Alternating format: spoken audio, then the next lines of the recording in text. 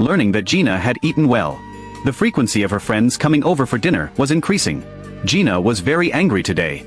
She grabbed a handful of noodles and planned to treat her friend like this. She hoped that after this meal, she wouldn't come again. Early morning.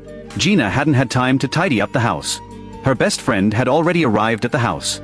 She had been visiting more frequently recently. The old food supply in the house was almost gone.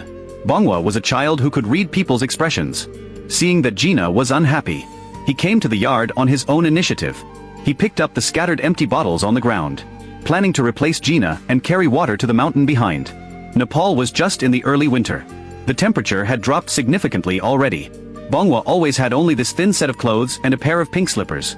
She put her hands in her pockets. She crossed the swamp to reach the water source. After a long wait, he finally filled a large aluminum can and 5 beverage bottles. The back basket on his back made Bongwa look even thinner. The way back to the city was even more difficult for him. Finally, half an hour later, he returned to Gina's house. Gina was waiting for this cup of water. She had been cooking for a long time, looking at the diligent Bongwa, and the best friend leaning against the pillar. She started to get a little angry again. So even though there was still some meat jerky at home, she only took out 3 packs of noodles. After the water boiled, she put the noodles into the pot. The sprouts of the onion grew longer and longer. She peeled off the dry outer skin. Gina not only didn't want to wash the onion, nor did she want to wipe the cutting board. She sat down on the ground directly. She roughly chopped the onion, increased the heat. The best friend today was disappointed. She got up early, climbed over mountains and hills to get a pot of noodles. But then again, for a family in Nepal, this pot of noodles was already quite good food. The noodles were rinsed with cold clear water. This could prevent sticking and make the taste more tender. Gina's cooking skills would be unpredictable with mood changes.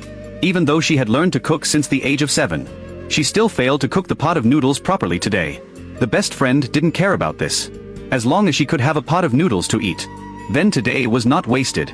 Angry as she was, but she was still her best friend. To make the noodles more delicious, Gina found some gluten as a side dish. After the oil was hot, she put the shredded gluten into the pot. Just before it was ready, she added salt, curry powder, chili powder, and turmeric for seasoning. Finally, she added a pack of Gina's favorite crispy noodles. After the water boiled, a pot of delicious curry noodles was ready on the stove. The group of people in the room were already starving. Without having washed their hands, Gina quickly divided the noodles. Each person got 2 full handfuls. Although there was no meat, Gina would definitely make sure that everyone could eat enough. Adding the new fragrant onion pieces for seasoning. Then ladled on 2 full spoons of curry noodle soup.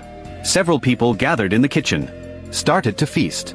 After a busy day, Bongwa was really hungry. He scooped up the noodles with large spoons. For the best friend who often came to Gina's house to steal food, this pot of noodles was extremely bland and tasteless to her. But she didn't know that. After she left, Gina was about to invite Bongwa for a beef feast. Surely the next morning, Gina asked Joseon to go down the mountain and buy nearly 50 kilograms of fresh high-quality beef. To thank Bongwa for helping handle the trivial chores for him this past week, he decided to treat Bongwa to a big meal. Today the beef was so abundant. It was like a festival. Gina and Bongwa sat on the ground, patiently cut the beef into equal-sized pieces. Finally, they hung the cut beef on the bamboo sticks. After drying into beef jerky, he decided to keep a large portion for himself to satisfy his cravings. The other portion for Bongwa to bring back to his home, lighting a fire and setting up a pot. Father also came up the mountain to show his father that he had improved. Gina specially wore the pearl necklace bought at a high price by Joseon around her neck. After the oil was hot, she put the beef into the pot. Gently stir, fried. The aroma immediately spread out. The aroma filled the kitchen. Add salt. Season with turmeric powder and curry powder. Gina was almost drooling with excitement at the smell. She casually picked up the spatula and stirred it a few times. Then she put the beef in the pot, lifted the pot cover. Today's main dish was rice. Gina couldn't wait to scoop it out. Each person got a full plate, and 2 more spoonsful. The clattering of curry beef chunks. A group of people gathered in the small kitchen, started to feast heartily. The old man leaning against the door was a friend of the father. Just happened to arrive at the time when Gina's family was having dinner. This made him feel very embarrassed. He stammered and accepted. The meat dried out handed to him by Gina's father. Carefully tasted it.